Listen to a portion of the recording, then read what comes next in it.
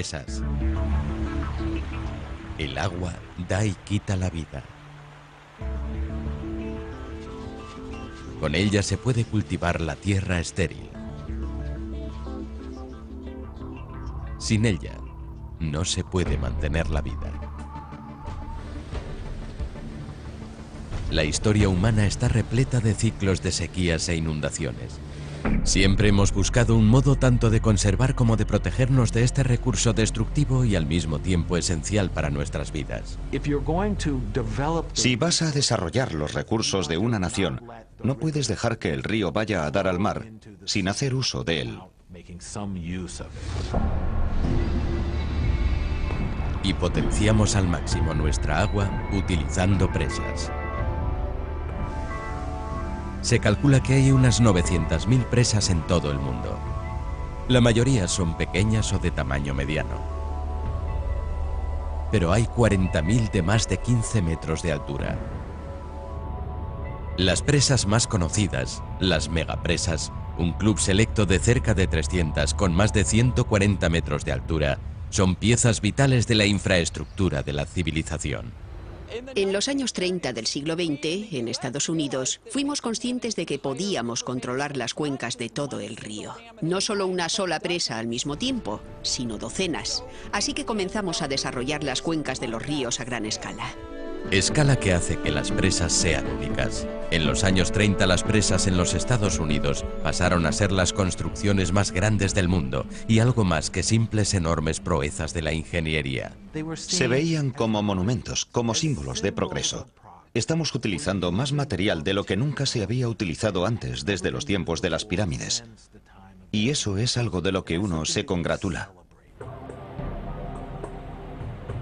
La presa Grand Coulee es la estructura de hormigón más grande de los Estados Unidos. Otros gigantes son la presa Hoover y la presa Oroville. Pero no son nuevas. Y debido a la oposición de grupos ecologistas y a la falta de nuevos emplazamientos en las vías fluviales norteamericanas, no volverán a construirse presas de esta envergadura en Estados Unidos. Hemos construido las que necesitábamos o aquellas cuya construcción era viable. Las presas no crean agua. Tiene que haber agua para que pueda ser manipulada por ellas, para que sean viables. En Norteamérica ya lo hemos hecho. Pero cuando Norteamérica estaba construyendo grandes presas, los países en vías de desarrollo tomaban nota y con creciente regularidad han seguido su ejemplo. La presa de Asuán, en Egipto. La presa de Itaipú, entre Brasil y Paraguay. Y finalmente la presa hidroeléctrica más ambiciosa del mundo. Las Tres Gargantas de China, que sobrepasará a las otras presas en tamaño y en producción de energía. Como cualquier otra instalación hidroeléctrica, la presa Las Tres Gargantas utilizará la energía del agua liberada desde un embalse elevado para hacer funcionar turbinas y producir electricidad. Este proceso es el normal. Lo que no es tan normal es la cantidad de electricidad que va a producir. Los generadores hidroeléctricos de esta presa producirán 18 millones de kilovatios de energía, una enorme cantidad de energía, el equivalente a 18 plantas nucleares. Es suficiente electricidad como para proporcionar luz a Shanghái, una de las ciudades más pobladas de China, con casi 10 millones de habitantes. La construcción de la presa de las Tres Gargantas comenzó en 1994 con la excavación de un canal para desviar el río Yangtze. Presas de tierra desviaron el flujo del río alrededor de la zona de la construcción. El río Yangtze es el tercer río más grande del mundo. Se necesitará desviarlo por completo durante un periodo de 10 años mientras se esté construyendo la presa. Contener la tendencia a las inundaciones del río Yangtze ha sido durante mucho tiempo una prioridad para los chinos. En los 2 últimos milenios el río Yangtze ha provocado una media de una gran inundación cada 10 años. Pero en 1918 no fue el control de las inundaciones sino la producción de electricidad lo que llevó al líder revolucionario chino Sun Yat-sen a promover el proyecto de las Tres Gargantas.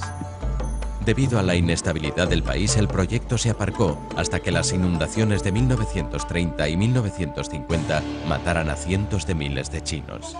Esto fue un acicate para que las autoridades chinas comenzaran a planificar en serio una presa con un enorme embalse que pudiera reducir las inundaciones y que produjera electricidad.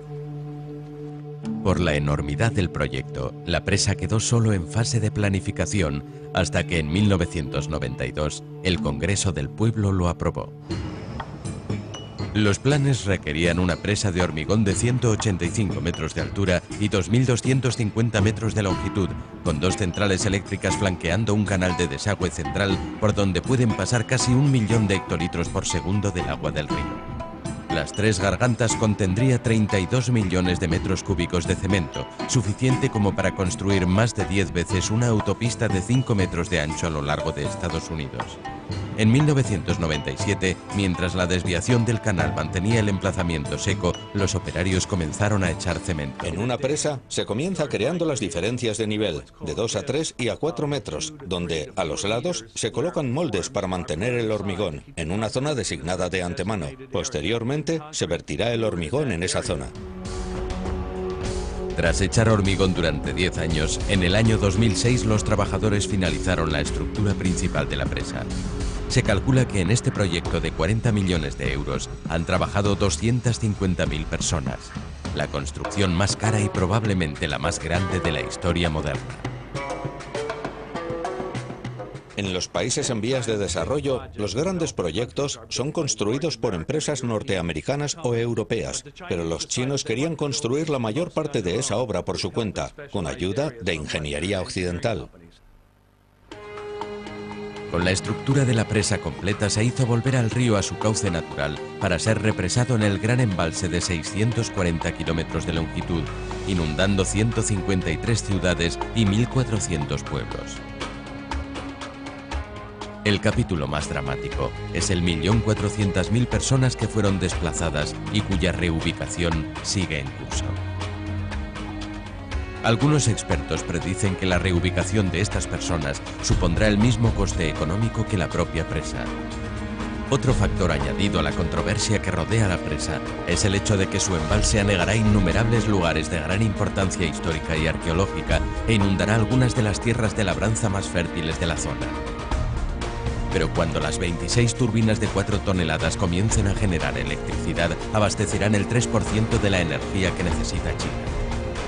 Se espera que los chinos tengan instalados los generadores con toda la producción energética en el año 2009, un año antes de lo previsto. Puede que las presas sean las construcciones gigantes del siglo XXI, pero su impacto en la civilización viene de antiguo.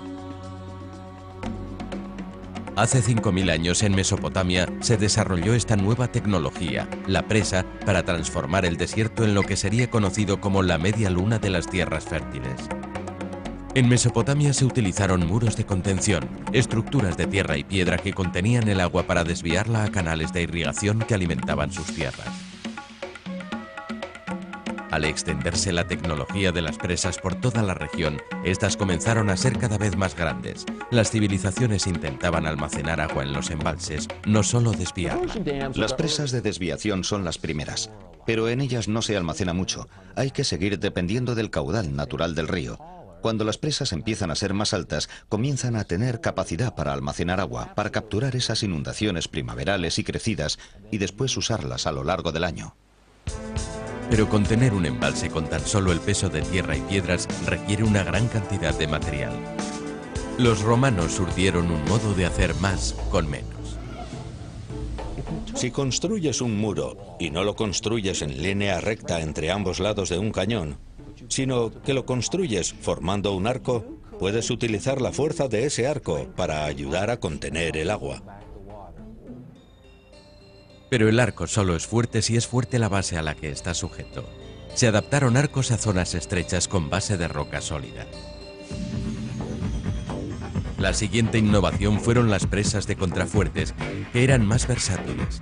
Extienden su carga a través de una serie de contrafuertes, no necesitan grandes cantidades de material de relleno y pueden abarcar zonas más extensas. A pesar de estas innovaciones, la presa más común sigue siendo la presa de diques de tierra. Es la elegida para zonas donde el emplazamiento de la presa es extenso y hay grandes cantidades de relleno de tierra disponible. La presa más alta de Estados Unidos es una presa de tierra. La presa de Oroville, de 234 metros de longitud, sobre el río Feather, en Carolina del Norte, fue construida en los años 60 del siglo XX a partir de arcilla y cantos rodados reciclados de una mina de oro abandonada. La arcilla procede de una cantera a unos 3 kilómetros de aquí. Se transportó hasta aquí por un sistema de remolque. Para 1963, los trabajadores habían desviado el río con 2 galerías y despejado el suelo rocoso de la zona. Después comenzaron a colocar relleno de tierra. La presa de Oroville es una presa de gravedad que contiene el agua con su masa. El centro está compuesto de arcilla impermeable rodeada por una capa de transición de material más grueso y cubierta de roca, arena y grava. El peso de la estructura es sencillamente tremendo. Durante la construcción, las excavadoras extrajeron 3.200 metros cúbicos de relleno a la hora. Los trabajadores acarrearon el relleno en cintas transportadoras sobre la tolva del tren, donde cargaban 40 vagones cada 15 minutos. Las locomotoras transportaban sin parar los 73 millones de metros cúbicos de tierra al lugar donde los trabajadores la clasificaban, la vertían a la presa y la apisonaban. Finalizada en 7 años, la presa de Oroville suministra electricidad, agua potable y regadío para el centro y el sur de California. Su embalse y su aliviadero también sirven para controlar las inundaciones. Lo que nos proporciona el aliviadero es un dispositivo seguro si necesitamos liberar agua del embalse y canalizarla hacia el río Feather.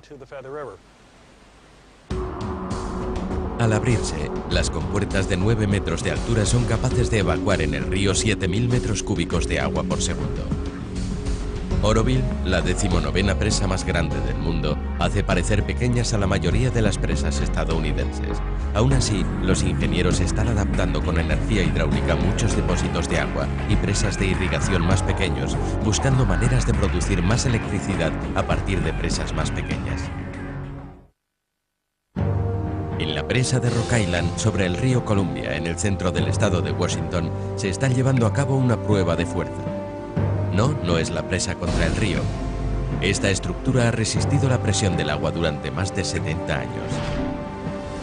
Pero hoy, en la central eléctrica número 1, está a punto de comenzar una larga década de modernización y empieza con un alzamiento a fuerza de brazos. Los trabajadores tendrán que levantar el rotor, un ensamblaje de 123.000 toneladas de acero y cobre, hasta la parte superior de la unidad generadora de electricidad. En cada uno de estos 10 grupos motores, el rotor, un electroimán rotatorio, hace girar dentro un estator fijo que lleva un cableado de cobre.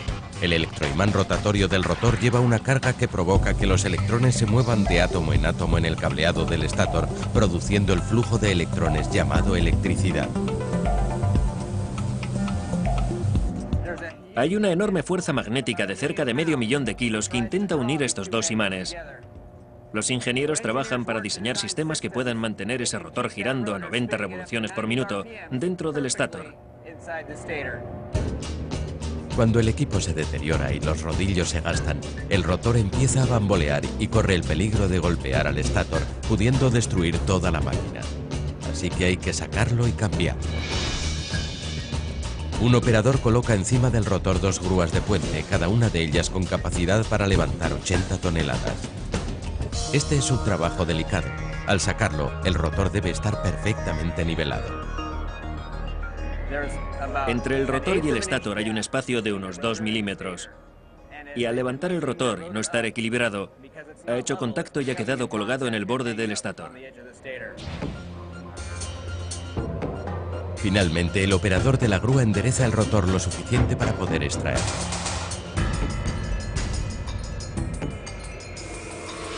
Las grúas acarrean la carga a lo largo de la central eléctrica y la sueltan con mucho cuidado. La unidad se instaló originariamente en 1953 y esta es la primera vez que está fuera de servicio. Ha estado funcionando durante más de 50 años. Con el tiempo, el material aislante y el bobinado de cobre se han gastado debido al calor, las vibraciones, la humedad y el aceite. El desgaste y la rotura disminuyen el rendimiento y pueden desconectar el generador. El rotor estará allí durante unos 4 meses mientras los operarios le extraen las laminaciones del antiguo cobre e instalan unas nuevas de mayor pureza y mejor diseño.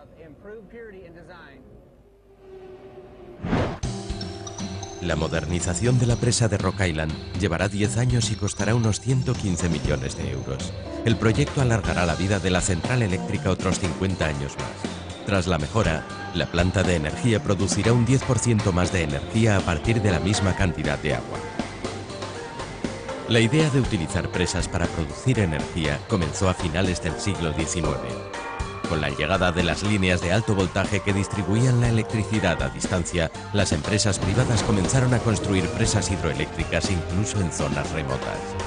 La llegada de la hidroelectricidad, la llegada de las centrales hidroeléctricas en los años 80 y 90 del siglo XIX supuso un gran impacto y la gente quería empezar a construir presas en muchos lugares diferentes. A lo largo de los 100 años siguientes, estados e industrias ansiosos de tener agua y energía comenzaron a construir presas en prácticamente todos los grandes ríos de Estados Unidos.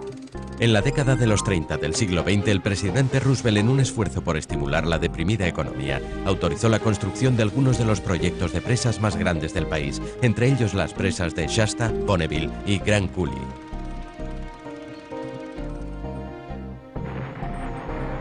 Década tras década, durante los 40 años siguientes, el número de presas construidas se disparó.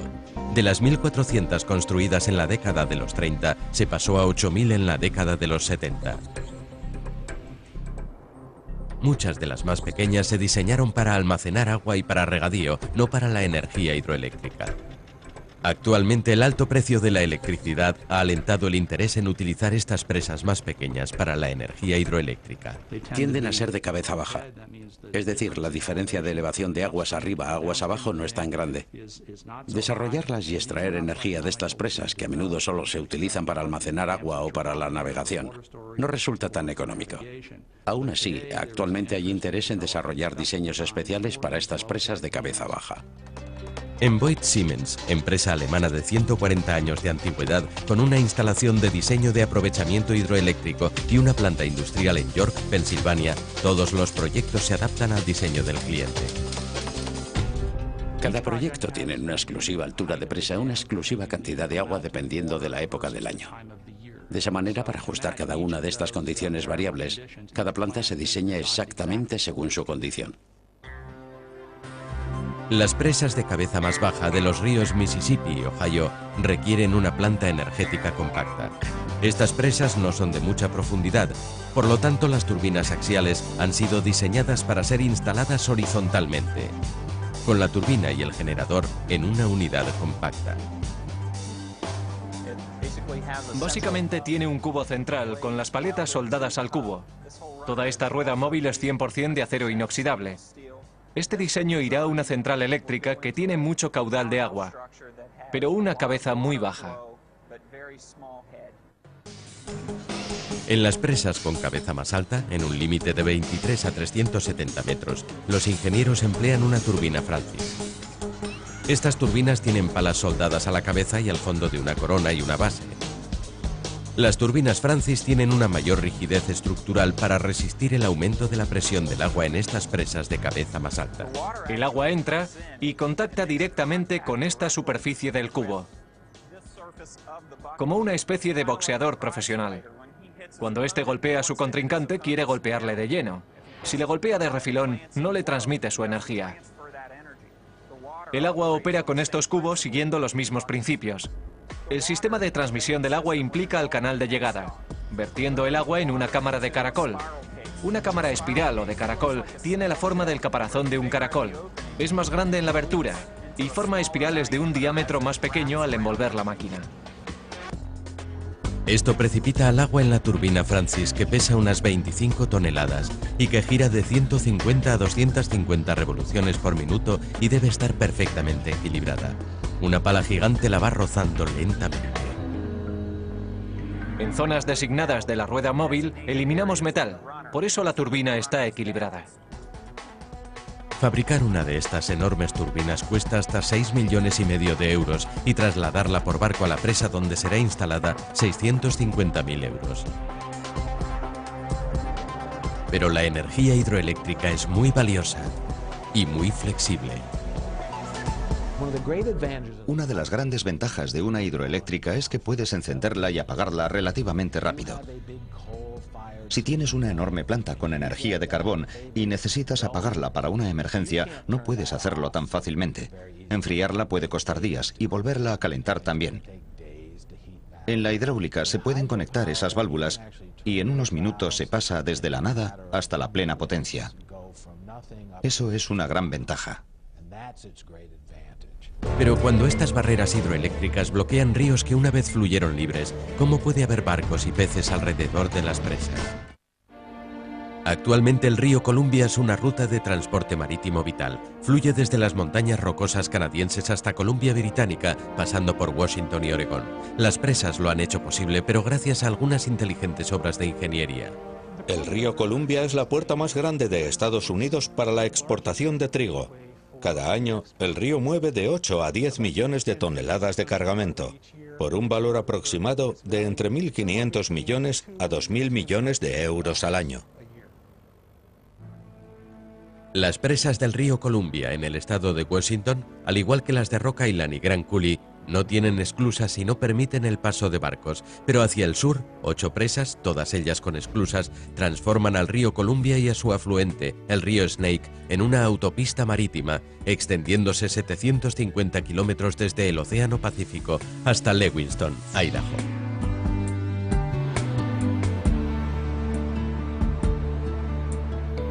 Un remolcador empuja 4 barcazas, cada una de ellas con la longitud de un campo de fútbol, por el río Columbia hacia la esclusa de navegación de la presa Bonneville.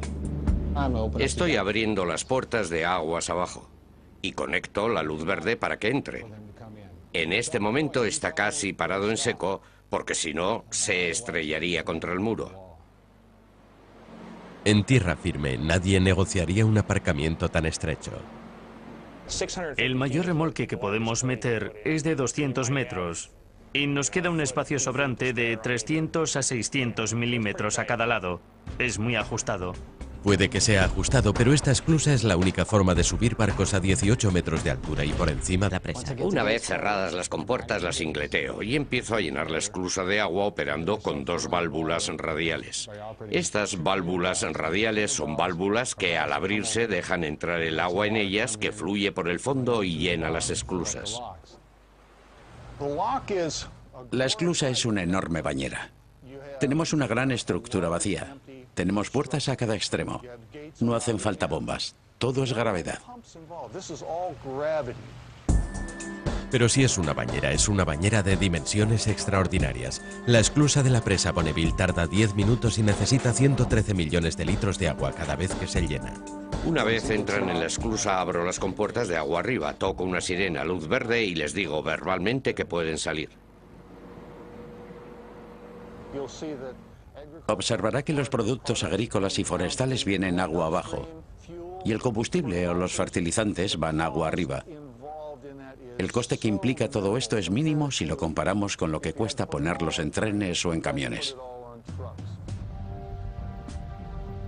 Y así habría que hacerlo si no fuera por la presa de Bonneville. Construida en 5 años durante la Gran Depresión, la presa hizo que estos estrechos rocosos fueran más profundos y los convirtió en transitables para los barcos.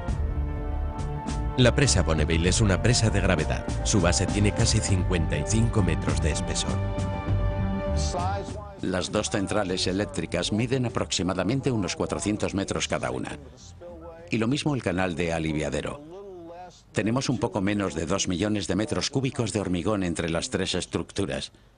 Generamos unos 1000 megavatios de energía. La presa más grande de la zona es, por supuesto, la Grand Coulee. Produce 6 veces más que nosotros. Finalizada en 1941, Grand Coulee es la presa de hormigón más grande de Estados Unidos y tipifica el papel multiuso de las presas del río Columbia. La presa se utiliza para la producción de energía, para el control de inundaciones y para el regadío.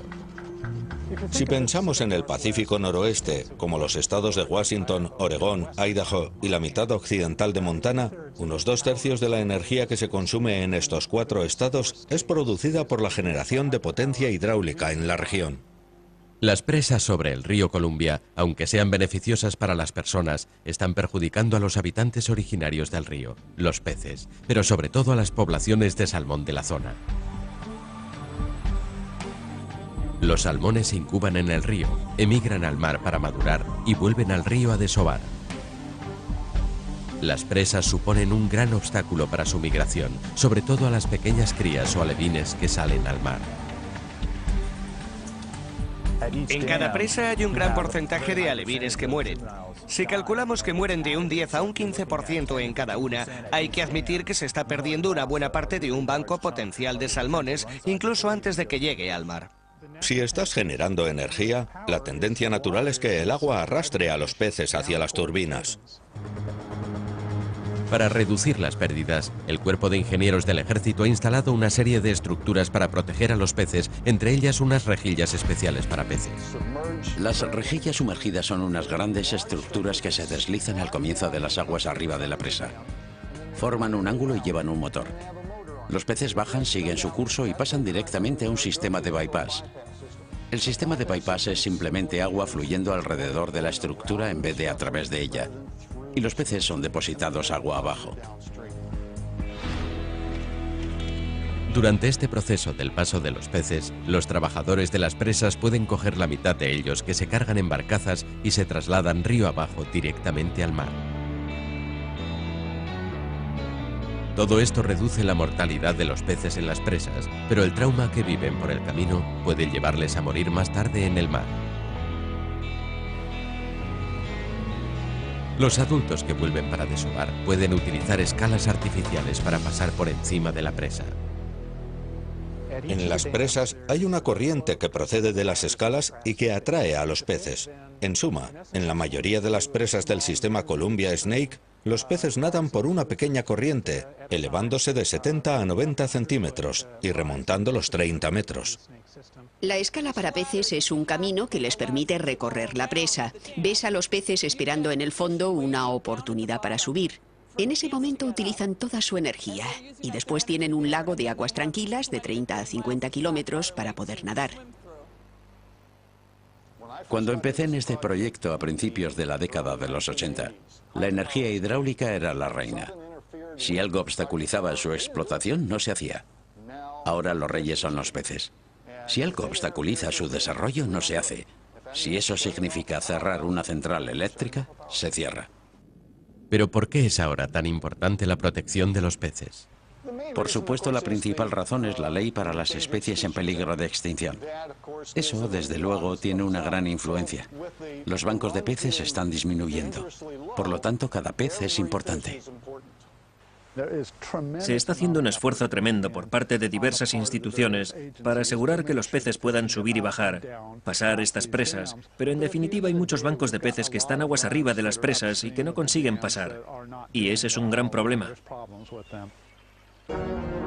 Pero probablemente las grandes presas van a seguir estando aquí.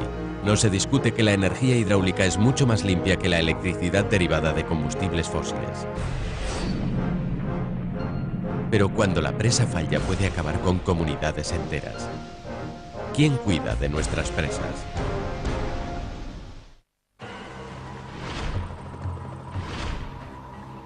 Inundación. Una de las fuerzas de la naturaleza más potente y más destructora de vida y bienes.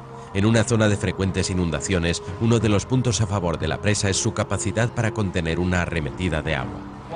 Al mismo tiempo que diseñábamos la presa para contener una cierta cantidad de agua, también diseñamos otras características que nos permitieran pasar el exceso de agua alrededor de la presa. Es importante saber la magnitud de la inundación que tendría que pasar por una especie de aliviadero a fin de que ese agua pase con toda seguridad alrededor de la presa durante un temporal. En raras ocasiones, la propia presa ha sido la causa de la inundación. El 5 de junio de 1976, los operarios de Idaho Sur intentaron desesperadamente cerrar una grieta aguas abajo de la presa Teton. Pero la grieta, cada vez más grande, se tragaba a los bulldozers. A las 11:57 de la mañana, la coronación de una presa de tierra de 93 metros se derrumbó mientras se estaba llenando el embalse por primera vez. 3.000 millones de hectolitros de agua cayeron sobre las zonas agrícolas debajo de la presa. 5 comunidades, Rexburg, Sugar City, Wilford, Salem y Hibbard, quedaron arrasadas. La fuerza del agua arrancó edificios desde sus cimientos. El 80% de Rexburg quedó inundado y dañado. La comunidad ribereña de Sugar City prácticamente desapareció. La inundación mató a 11 personas y a 16.000 cabezas de ganado, y los daños en las propiedades ascendieron a cientos de millones de dólares. La pérdida de vidas habría sido aún mayor si no hubiera dado tiempo a evacuar. La presa Teton había sido diseñada por la Oficina de Recuperación, un departamento del Ministerio del Interior que tiene ya más de un siglo de existencia. Este departamento supervisa proyectos de desarrollo de agua en la zona oeste de Estados Unidos y ha construido 600 presas, entre ellas las de Hoover y Grand Coulee. Entre todas las presas construidas por este departamento, el derrumbamiento de Teton es su única mancha negra. La investigación que se abrió reveló que fueron 3 causas las que provocaron la catástrofe. En la base había fisuras abiertas. Durante el diseño se tendría que haber prestado más atención a estas condiciones. La materia de base, la materia disponible en la zona era todo un reto. Se trataba de cieno, que es altamente erosivo, por eso hay que protegerlo con mucho cuidado. Y el tercer factor que contribuyó en la catástrofe fue que no se tomaron las medidas defensivas suficientes, que ahora, al construir presas de terraplén, siempre se toman, para mantener la tierra del terraplén en su lugar. El accidente de Teton provocó un gran impacto en el gobierno federal, que fue consciente de que había que ocuparse más de esta tremenda infraestructura. Había que prestarle más atención. En el Laboratorio de Investigación de Recursos de Agua en Denver, Colorado, una de las principales misiones de los ingenieros de la Oficina de Recuperación es prestar mucha atención a las presas del oeste ya anticuadas. En estas enormes dependencias prueban formas de atenuar los múltiples factores que pueden provocar el fracaso de una presa. El agua es increíblemente pesada. Las presas dirigen su carga de agua a los cimientos. El agua ejerce más de 7.000 kilos de presión por metro cuadrado a la base de una presa, el tamaño de la presa Teton.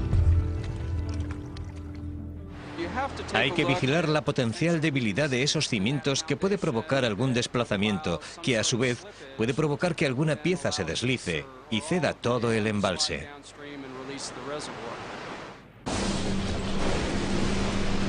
Podemos encontrarnos con posibles tormentas que los diseñadores originales no previeron y que, en tal caso, cargarían la coronación de la presa con una cantidad de agua excesiva, lo que podría provocar la erosión de la cara a aguas abajo. El exceso de agua que cae de la coronación de una presa es la causa más común de su derrumbe. Los aliviaderos son las estructuras de máxima importancia a la hora de manejar la liberación de agua alrededor de la presa, sobre todo en caso de grandes tormentas. El aliviadero es básicamente un canal seguro para evacuar el agua alrededor de la presa y devolverla aguas abajo. En la instalación de Denver, los ingenieros están probando un tapón fusible, una compuerta de tierra diseñada para permitir pasar al agua en una inundación. El agua normalmente no pasa por este canal de desagüe, a no ser que haya una gran inundación. Y cuando hay una gran inundación, todos los diques actuarán de la forma prevista para abrir esa sección del canal de desagüe. Uno de los retos de los aliviaderos es poder desarrollar rápidamente grandes capacidades para la descarga y aún así seguir pudiendo almacenar agua. Y una de las formas pueden ser los aliviaderos con compuertas, pero construir un gran aliviadero con compuertas es muy caro. En tanto que si pudiéramos reemplazar esas compuertas por un muro de construcción con el que pudiéramos saber con exactitud cuándo habría excesiva agua, cómo abriría una brecha y saber exactamente cómo desempeñaría su función, entonces tendríamos una solución mucho más barata. Con el 90% de sus presas con casi medio siglo, la Oficina de Recuperación prueba la fuerza del hormigón en cada presa cada 10 o 15 años. Un buen hormigón seguirá reforzándose con el paso del tiempo. En algunos casos, como heladas y deshielos, donde hay abrasión, Tenemos que vigilar esos puntos y monitorizarlos a lo largo del tiempo. El hormigón sigue hidratándose lentamente con el paso de los años, absorbiendo agua y formando redes cristalinas que le dan fuerza. Tras un periodo de 50 años, el hormigón de una presa puede llegar a ser un 250% más fuerte. Normalmente probamos en nuestra máquina de 136 toneladas los núcleos más pequeños. Hoy tenemos un núcleo que fue tomado para el programa de pruebas que hacemos cada 15 años y que ahora tendrá unos 20 años. El objetivo de la prueba es comprobar cuánta fuerza de compresión puede soportar hasta que falle, y esa será la máxima carga que se pueda aplicar a ese hormigón. La prueba de fuerza de compresión medirá cuánta presión puede soportar esta muestra hasta llegar a romperse.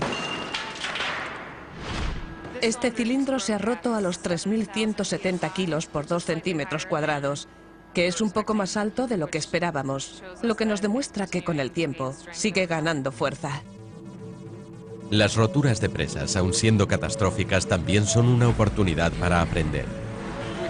En la presa Teton tuvimos un episodio importante, pero comprendimos que habíamos aprendido una tremenda lección. Y como consecuencia de esa lección hemos intentado compartir con otros lo que hemos aprendido, tanto en Estados Unidos como en el resto del mundo, para intentar que las presas sean lo más seguras posible. También aprendemos mucho de los constructores de presas por excelencia. Sus esfuerzos han propiciado algunos de los hábitats más vitales de la Tierra. Las presas de los castores generan un efecto muy beneficioso para el entorno. En cierto modo, estas construcciones rudimentarias, levantadas para crear lagunas que protegen a los castores de los depredadores, son ecológicamente superiores que sus homólogas hechas por el hombre. Una presa de un castor produce un impacto positivo en el ecosistema local casi de inmediato. Amontonan sedimento a lo largo del tiempo. Eso se va llenando de vegetación y termina siendo un pantano. Y tienes plantas de humedales, vegetación emergente, lo que crea un hábitat importante para muchas especies. A menudo las grandes presas sumergen hábitats ribereños, las zonas de vegetación exuberante cerca de los ríos. Las presas de los castores provocan el efecto contrario. Algunos estudios han demostrado que los hábitats ribereños mejoran notablemente como consecuencia de las presas de los castores. A diferencia de las grandes presas que almacenan un volumen de agua estacional, las presas de los castores no bloquean el flujo de agua vital para la ecología de los ríos. Durante esos flujos se crean hábitats. Cuando un río deposita materia orgánica, creando esa variedad de hábitats, consigue abrir un nuevo hábitat para todo tipo de especies, no solo para los peces. Cuando se varía el flujo de un río, los peces y los insectos empiezan a desaparecer. No tienen ni la temperatura ni el volumen que necesitan para completar sus ciclos vitales. El agua que se mantiene en los grandes embalses se estratifica, alterando la temperatura y la química del agua del río que hay abajo. El agua en un río natural es altamente oxigenada y calienta la zona, pero cuando se construye una presa en ese río, ese agua muy oxigenada se transforma en un lago de aguas mansas, donde los niveles de oxígeno en la superficie son por fuerza mucho más bajos y probablemente aún más bajos en la parte inferior, lo que es bueno para los peces del lago, pero no para el río y sus especies. Algunos de los peces de río, como el salmón, son fuentes de alimentación vital para el ser humano. Y las condiciones del agua en las presas está propiciando un enorme descenso en su población. Actualmente las poblaciones de salmón de Estados Unidos llegan solo a un 6% de sus niveles históricos. Pero puede haber una solución tecnológica para esta reducción del oxígeno en el agua. Desarrollamos paletas de turbina huecas. Las turbinas normales están hechas de un componente de acero fundido y son sólidas, pero utilizando estos diseños de paletas de turbina huecas, podemos introducir aire en la turbina en una nube de pequeñas burbujas. Estas pasan al agua el oxígeno de las pequeñas burbujas, por lo que aumentan los niveles de oxígeno disuelto en el agua de aguas abajo de la presa. Y eso es fantástico para los peces. Tras siglos construyendo presas, algunas comunidades en Estados Unidos se están replanteando prescindir de ellas, sobre todo de las más anticuadas. Algunas comunidades están adoptando esta postura siempre que tenga sentido. En Estados Unidos ya se ha prescindido de unas 550 presas, más de 200 desde 1999. En el caso de la presa Cascadas en el Parque Nacional Yosemite, su eliminación significó devolver un entorno protegido a un estado más salvaje. Estoy aquí a orillas del río Merced en el Parque Nacional Yosemite. Estamos a unos 5 kilómetros de Yosemite Valley y ante la antigua vista de la presa Cascadas. Esta presa fue construida a principios del siglo XX para generar energía hidroeléctrica para Yosemite Valley. Cuando en 1985 la presa dejó de ser operativa y no volvió a producir energía, la presa y sus estructuras quedaron obsoletas, por lo que los del servicio del Parque Nacional decidimos quitarla. Finalizada en 1917, la presa de 56 metros de longitud fue construida con troncos que al unirlos formaban una estructura en forma de nichos que después se iban a rellenar con rocas. Esta presa rudimentaria, recubierta con tablas de secuoyas y flanqueada por contrafuertes de hormigón de 9 metros, presentaba problemas a la hora de su demolición. Existía la inquietud de que al suprimir la presa, habría una cantidad enorme de sedimentos aguas abajo. Si su construcción costó el equivalente de 127.000 euros, demolerla iba a costar 2 millones de euros. Tras 3 años de planificación, una plantilla de 30 personas trabajando con un bulldozer y una excavadora demolieron la presa en tan solo 2 meses, noviembre y diciembre del año 2003. Los operarios desviaron el río hacia un lado, quitaron la mitad de la presa y después volvieron a desviar la corriente y demolieron el otro lado de la presa. Los ingenieros testaron los niveles de sedimento y los encontraron muy bajos, por lo que los sedimentos no taponaron el río, que era lo que ellos temían. Los operarios utilizaron el exceso de sedimento para rellenar el hueco donde había estado la presa. Con la presa fuera de circulación, el equipo de medio ambiente se puso manos a la obra para restablecer el hábitat de un río que fluye libremente. Teníamos que vigilar muchas zonas. El propio canal que iba a quedar expuesto, las tierras que quedaron inundadas y esta orilla. Cada uno de ellos presentaba un problema diferente. El canal iba a caer 3,5 metros. Eso significaba que el nivel freático iba a caer 3,5 metros. Las tierras inundadas iban a extenderse. Y esta fue una gran oportunidad para nosotros, porque esta es una zona biológicamente rica para la flora y la fauna.